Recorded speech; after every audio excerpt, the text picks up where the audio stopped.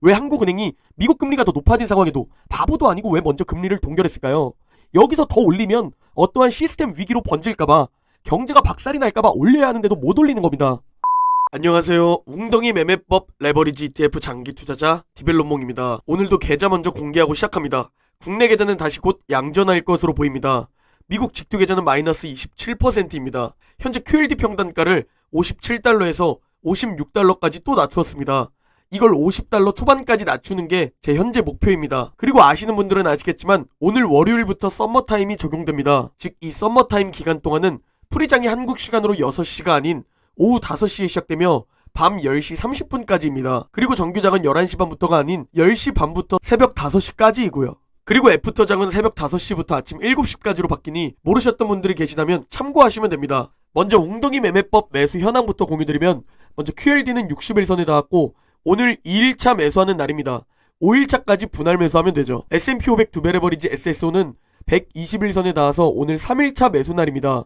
5일차까지 분할 매수하면 되고요. 반도체 두배 레버리지 USD는 여전히 관망하고 다음 매수 타이밍을 기다리고 있습니다. 자, 지금 당장 내일 CPI 발표도 너무 중요하지만 그것만큼 중요한 사태가 터져버렸죠. 바로 SVB 파산 사태입니다. 그리고 이 사태가 다른 은행으로 번지지 않을까? 라는 우려는 가능성이 매우 낮다고 말씀드렸는데요. 어제만 하더라도 미국의 옐런 재무장관은 SVB에 대한 구제금융을 고려하고 있지 않다 라는 입장을 밝혔었습니다. 그러나 사실상 정부가 개입하게 되었습니다. 즉 이 사태를 진정시키기 위해 미국 정부가 드디어 처음으로 나섰습니다. SVB에 고객이 맡긴 돈을 보험 대상 한도와 상관없이 전액 보증하기로 해줬다는 소식이 나왔습니다. 이 소식에 미국 지수 선물이 급등했었는데요. 지금 이 사태가 금융 시스템 위기로 확산되는 걸 미국 정부도 당연히 꺼린다는 것을 느낄 수 있고, 이를 차단하기 위해 발빠르게 개입한 모습을 볼 수 있죠. 여기서 많은 분들이 착각하는 게 있는데, 국민연금은 보호를 받지 못할 가능성이 큽니다. 물론 국민연금 전체 기금의 0.05% 비중입니다. 그러나 미국 정부가 개입한 부분은 주주와 기업이 아닌 고객이 맡긴 예금을 보증하는 개입입니다. 즉 은행을 구제하는 구제는 아니라는 거죠. 우리가 처음에 걱정했던 건 이 SVB의 나비 효과를 걱정했었는데요. 그게 아니라 긴축의 효과가 시차를 두고 드디어 나타나기 시작한 걸까요? 정부의 개입으로 급등하던 선물 상승을 그대로 반납하게 된 이슈가 있었습니다. 바로 미국의 퍼스트 리퍼블릭 은행 소식입니다. 지금 SVB 파산 사태의 여파로 이 퍼스트 리퍼블릭 은행의 뱅크런, 즉 대규모 예금 인출이 우려되자 연준과 JP모건에게 자금을 긴급 조달했습니다. 이런 소식에 이거 SVB처럼 파산하는 거 아니야? 라는 우려가 제기되고, 이게 지금 프리장에서 주가 폭락으로 연결되고 있는 상황입니다. 거기에 또 다른 미국 은행 시그니처 은행도 폐쇄됐다고 보도가 나오면서 투자자들과 국민들을 불안에 떨게 만들고 있습니다. 우리 역시 솔직히 현재 매우 떨리는 상황이죠.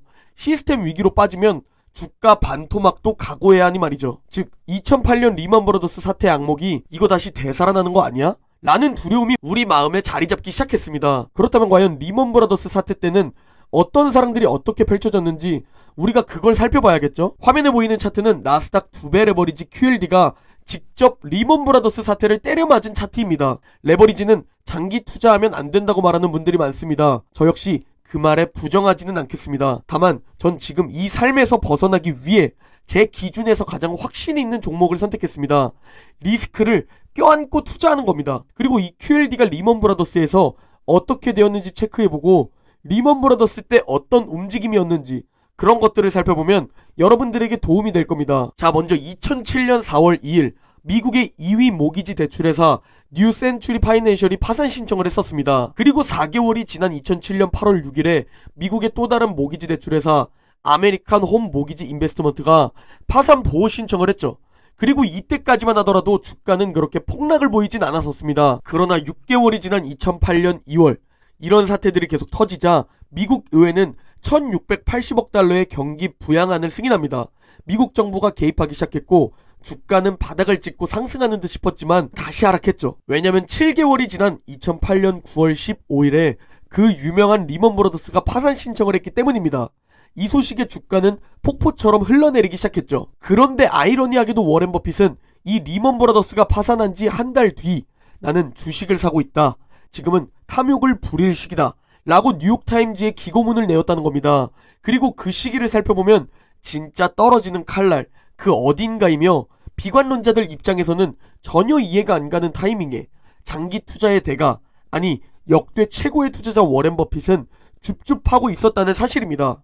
그리고 리먼 브라더스 파산 2개월 뒤 연준은 처음으로 양적 완화를 사용하게 됩니다. 이때가 리먼 브라더스 폭락의 바닥이었죠. 그리고 경제를 되살리기 위해 미국 정부는 금융안정 정책과 경기 부양책을 발표하며 발벗고 나섭니다. 여기서 중요한 사실은 먼저 워렌 버핏의 매수 타이밍입니다. 떨어지고 있는 그 중간에서 줍줍하고 있었죠. 바닥을 확인하고 샀던 게 아니라는 겁니다. 그리고 또 중요했던 건 양적 완화를 발표했을 때가 주식시장의 바닥이었다는 사실입니다. 뭐 지금이 과거를 따라갈 순 없겠지만 우리가 이런 자료들을 보면서 참고하면 도움이 되겠죠? 그리고 하락장에서 레버리지는 투자하면 안 된다고 하는데 나스닥 2배 레버리지 QLD는 이 모든 것을 견뎌내고 결국 최고의 수익률을 보여주었다는 사실입니다. 현재 역대급으로 빠른 긴축 속도에 주식시장은 1년 넘게 고통받고 있었습니다. 이번 하락장의 바닥은 이미 지나간 걸까요? 아니면 양적 완화가 시작될 때가 찐 바닥일까요? 우리는 바닥도 맞출 수 없고 금리도 맞출 수 없다는 사실을 이해해야 합니다.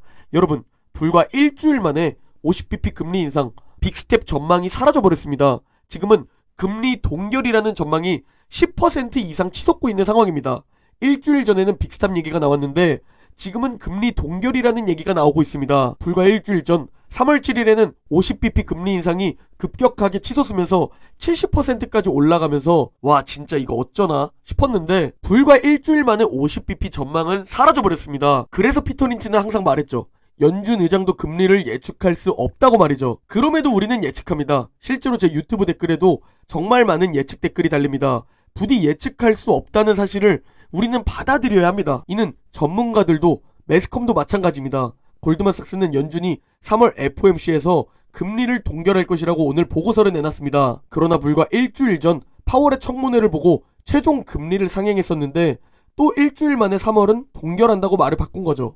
그래서 여러분이 누구의 말도 믿으면 안 된다는 겁니다. 누구나 그럴듯하게 말을 합니다. 저 역시 마찬가지고요. 제 말도 믿으면 안 되는 겁니다. 여러분이 믿어야 할 건 여러분 자신만 믿어야 하는 겁니다. 그리고 좋은 자산은 결국 시간을 대가로 활용한다면 우상향한다는 사실만을 믿어야 하는 겁니다. 제가 며칠 전 영상에서 말씀드렸던 게 있습니다. 한국은행을 예시로 들면서 미국, 한국, 그게 중요한 게 아니라 나라가 시스템 위기로 번질 것 같은 상황, 혹은 금융 위기로 번질 것 같은 상황이면 결국 완화적으로 태도를 바꿀 수밖에 없는 겁니다. 인플레이션? 당연히 둔화시켜야죠. 그러나 그거보다 중요한 게 그 나라의 경제라는 겁니다.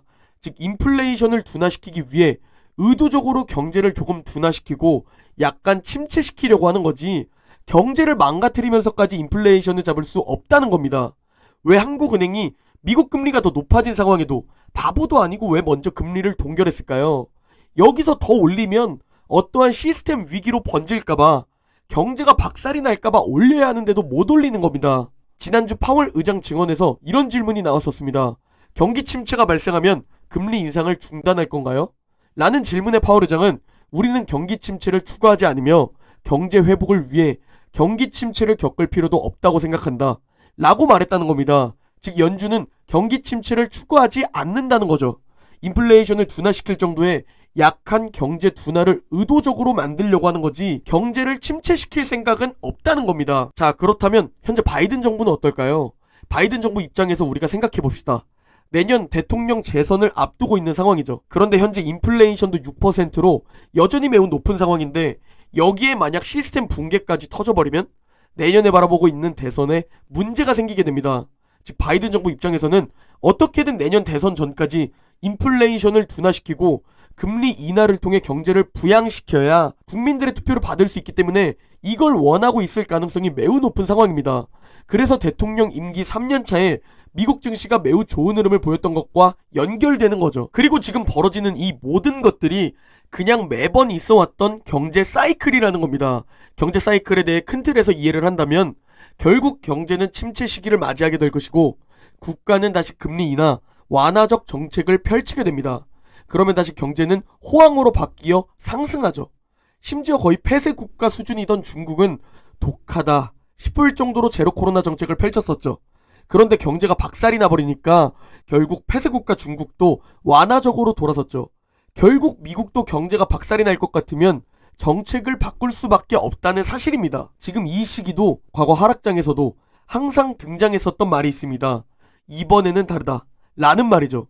그러나 이 말에 대해 존 템플턴은 주식시장에서 가장 큰 대가를 치르게 하는 말이라고 말합니다. 항상 모든 위기를 극복해 왔었다는 겁니다. 경제는 여전히 침체 상황이었어도 주가는 그 모든 것을 선반영하면서 크게 하락하더라도 결국 전고점을 회복해 상승해 왔습니다. 만약 그럼에도 시스템 위기로 번진다면 주가는 고점 대비 반토막까지 하락할 수 있습니다. 제가 무조건 상승만을 외치는 게 아닙니다. 전 항상 고점 대비 반토막 갈 수 있다 라는 마음의 각오를 해두고 그 리스크를 각오한 상태로 투자하고 있습니다. 이건 제 계좌가 플러스 30%일 때도 여러분들께 강조드렸었죠. 그걸 각오하고서라도 버틸 것이라고 말이죠. 이번 하락장에 많은 주식 유튜버 분들이 떠나가고 있습니다. 전 끝까지 살아남아서 여러분들에게 멤버십이 아닌 무료로 모든 정보를 드리겠습니다. 투자는 반짝해서 좋은 게 아닙니다. 최대한 오래 버티는 사람이 가장 좋은 겁니다. 가늘고 길게 가는 투자자가 됩시다. 마라톤처럼 길고 긴 자기 자신과의 싸움에서 승리하는 투자자가 됩시다. 오늘 영상은 여기까지입니다. 제 영상이 도움이 되셨다면 구독, 좋아요, 알림 설정 부탁드립니다. 그럼 내일 영상에서 뵙겠습니다.